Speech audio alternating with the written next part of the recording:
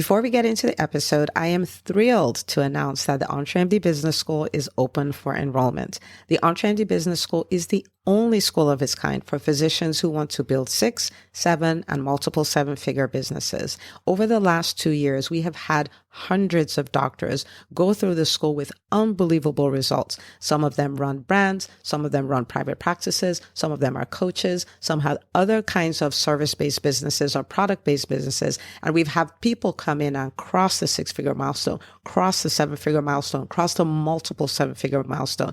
You will be in a place where you'll get the coaching, the community, the accountability that you need to thrive as an entrepreneur, especially in the times that we're in. So maybe you've been following me for a while. Maybe you've been getting so much out of the EntreMD podcast and you've been wondering, how can I work with Dr. Una and the community more? Well, this is your chance. Come join us in the EntreMD Business School. It is application only. So go to entremd.com/business to turn in your application. I cannot tell you how many doctors have made statements like this. I recovered my investment in the first week. I recovered my investment in my bank account in the first 90 days. This is the best investment I've made in myself ever. I want you to have that kind of story, not just a story of building a great business that serves a lot and earns a lot, but having a business that gives you the freedom to live life on your terms. So don't wait any longer. entremd.com/business. And now for the episode.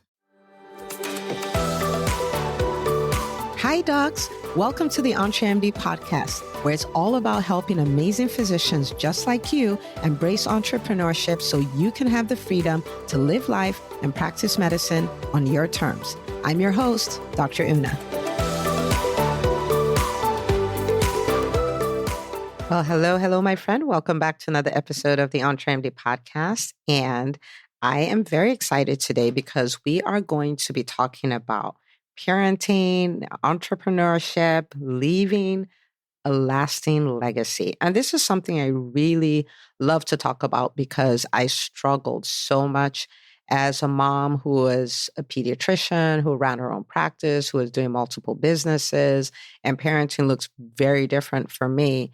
And I had created this ideal that I thought I was supposed to live up to, which I could never live up to, of course. And just defining my own journey as a parent and what I'm doing with my kids and the gift I have to give them, why I am equipped to be a great parent because I do all the things that I do. I mean, that whole journey has just been a beautiful journey and it's brought me to this place where it is what it is. I'm confident in what I do. I may look different from other parents, and that is absolutely okay. I'm the perfect parent for my own kids, right? And my journey is my journey. And so I wanted to come and share some of that with you. And it's kind of very fascinating, the space I'm in now, because my daughter, I have 4 children. And so I have 3 daughters and 1 son. My daughter, the first, is 15 at the time of this recording. My son, who's the second, just turned 14. And then my other daughters are 9 and 8. So I have the big 2 and the little 2, if you will.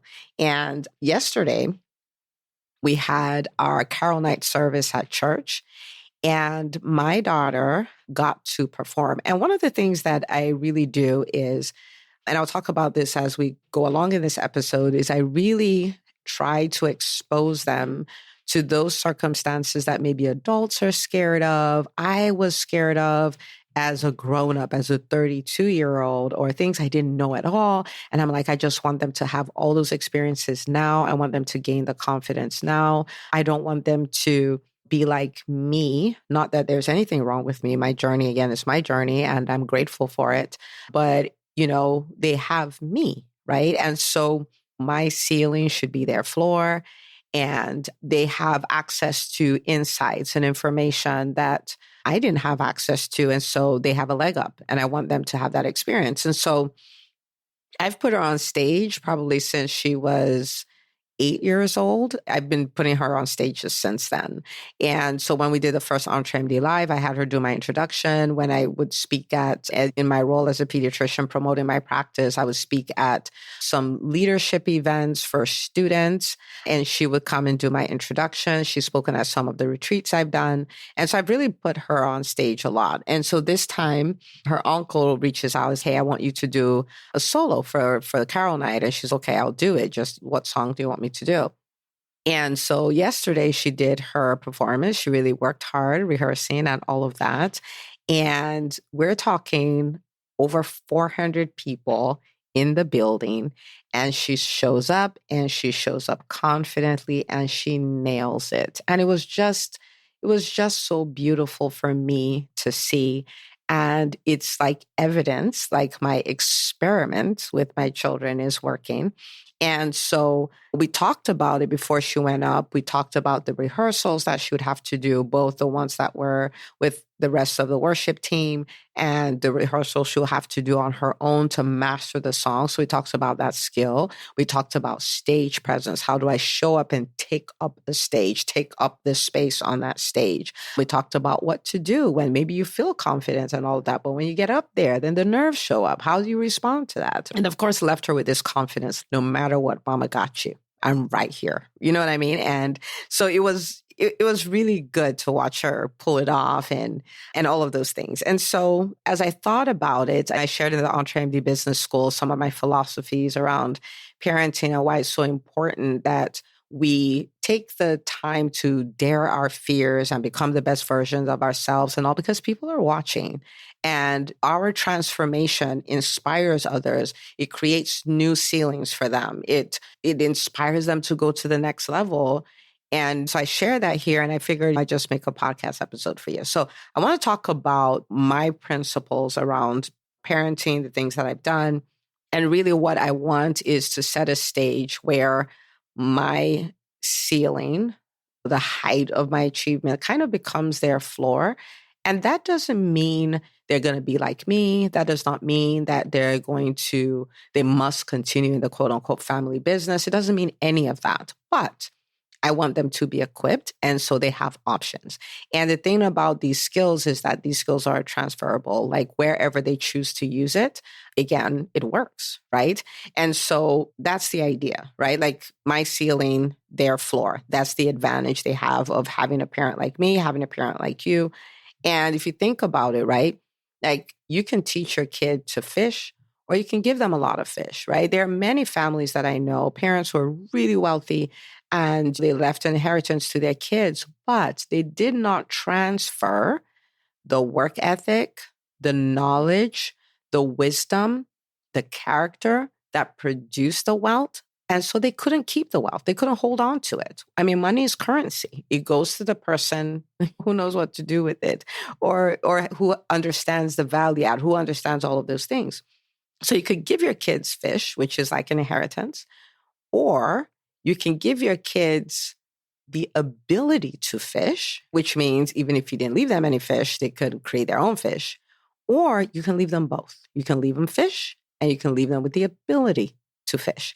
And I really want to put my kids in a position where I give them the ability to fish and I give them fish. And if I must only choose one, I will not choose fish. I would choose the ability to fish. That means when I'm gone, they can fish. When they're on their own, raising their own families, they can fish. They know what to do. And so that's the way I think about it. And what we have to give is really going to be different. And so what I'm going to be talking about is what I have looked at and said, okay, this is what I have to give them. And I'm going to strategically give it to them. It may be different for you. You may have different skill sets. You may have different exposures. You may have access to different kinds of communities and all of that. You really do want to take inventory of what is the wealth. And when I say wealth, I don't mean dollars. I mean your exposures, your experiences, your communities, your connections, like all of that. What is it? What is it that I have to transfer to my kids? This is intangible wealth, but it's the real wealth because it's what creates the tangible wealth, right? And the tangible wealth you can lose, but the intangible wealth you keep. and it can always go on to create more tangible wealth. Okay. So when I took inventory and I'm like, what would I love to leave them with? What are the things that have made me successful? What are the things that have transformed my life? What are those things? And I came up with 5 core things. Of course, there are more, but I came up with 5 core things. Again, these are not yours. I just want to kind of give you a way of thinking about it. This is a principle, but I'm giving my own example for context. So the first thing is my faith. And my faith in God is one of the things that helps me weather storms. It's something that helps me stay stable no matter what is going on. It is something that, like meditating on the scriptures, for instance, is something that is great for my mental health. Like this is something that is huge for me. And it's something that I've spent decades developing, decades building my faith, building an understanding of how to look at the world from the God's perspective and all of those things. And so it's more than just going to church or anything like that. And I'm like, man, there's so much gold here that it would just be sad for me not to hand this over to my kids. And so one of the things I want to be able to gift them is my faith, is all the lessons I've learned from studying over the years, from praying over the years, from walking with God over all these years. Okay, so that's one. 2 is leadership. And I understand more now than ever before that everything rises and falls on leadership. And if you're going to build great organizations, great companies, if you're going to lead movements, if you're going to do all of that, you must master leadership because it's through people. The only way to do great things is to have a great team, is to have a great group of people around you so you can pull it off, right? And so that's something that I want them, even from now, to begin to cultivate, to learn. And it's something that I teach them very deliberately. And leadership doesn't start with leading other people. It starts with leading the first person on your team, which is you. And so teaching them how to lead themselves, how to lead others, teaching them servant leadership. Leadership doesn't mean you're better than other people. It means that you understand how to serve people and help them become their best and all of that. And that gives you the right to lead. And so I'm like, I've learned all these lessons. I've been through all the pain of not embracing leadership. I've read so many books, and I'm like, I want to transfer that to them. Entrepreneurship, right? And so all those skills from entrepreneurship, as a socially awkward, super shy, introverted introvert, I ran away from all the things that would make me a great entrepreneur: speaking, networking, selling, marketing, all of those things. And so I get them embracing those things now. I get them selling. Like they have their own little businesses and they're selling and they're doing all. And really what I'm after is I want them to overcome the money trauma. I want them to overcome the fear of rejection. I want them to overcome feeling bad because they're doing a value exchange, like giving value and taking money for it, like all of those things. I want them to develop that because, I had to deal with that in my 30s and 40s. I'm like, why? Why would they have to do that? I already took one for the team. The 4th thing is character, because this is the deal. Talent, skill, hard work, all of those things can take you to the top, but it's your integrity. It is your character that keeps you up there, right? And there are big rooms you can be in. And if you don't have integrity, it will cost you millions and millions and millions of dollars, right? And so I'm like, yes, we're going to build all these things. We're going to be great at this thing, but we're going to build integrity. We're going to build character. We're going to learn to respect people. We're going to learn that our word is our bond. We're going to like all of these things, right? And I'm like, I want to transfer that because I don't want you going up and you have no character to sustain you. And then the 5th thing, and it's so funny that I put it in this order, but it's really the order in my heart. But the 5th thing is academics, right? So whatever they have to do with school and all the A's and all those things they have to give me, but I consider this a full education, right? I don't want you to just have the academics and you don't have the faith, you don't have the leadership, you don't have the entrepreneurship, you don't have the character. I'm like, I had one of the best educations. I became a physician, but when I came into the real world, I'm like, oh my goodness, wow, like I need a brand new education. And so those were the things I was like, I can gift this to my children. And I'm so grateful. Just watching my daughter on stage, like I was saying, just made me go, wow, this is working, because people walk up to me like, oh my goodness, did you see your daughter? I'm like, yeah. And they're like, did you see the level of confidence and all of that? And I'm like, wow, she is that confident at 15. I was not that confident at 30. Like I was not that confident when I was twice her age. Right. And it was just so good. It was so good. So what I want you to do, I want you to do two things. First of all, every physician who's a parent, I want you to grab the link of this episode. I want you to share them. I want you to share the link with them and tell them, listen, I want you to listen to this.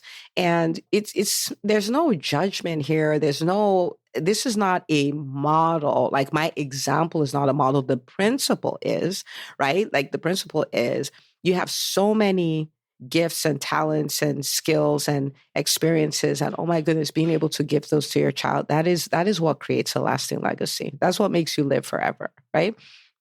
Okay, so share it with a parent. Share it on your social media, tag us, #EntreMD. I'd love to give you a shout out and thank you for spreading the word. And I want you to take the time to create your own legacy curriculum, right? Take the inventory. What is it I want to transfer to my kids? What are the things that have made me successful? What are the things that, knowing what I now know, I wish I learned 10 years earlier, 20 years earlier, because we can teach it to our kids. And sometimes people tell me, don't you think that's a lot? I don't think it's a lot. I mean, look at the things kids their ages are doing, right? I don't think it's a lot. If they can do all of that, they can do this. I have them read and people are like, don't you think that's a lot? I'm like, no. If they can watch Black Panther and sit down for 2 hours and over 2 hours to watch that movie, they can sit down and eat that frog. They absolutely can. That's my philosophy anyway. So create your own legacy curriculum. And I want you to think about this. I want you to think about setting your kids up to have advantages because of you, because you took the time not just to give them fish, but to teach them how to fish. Teach your kids how to fish. Okay? All right. So share this with another doc in your life. They will thank you forever. And I will see you, my friend, on the next episode of the EntreMD podcast.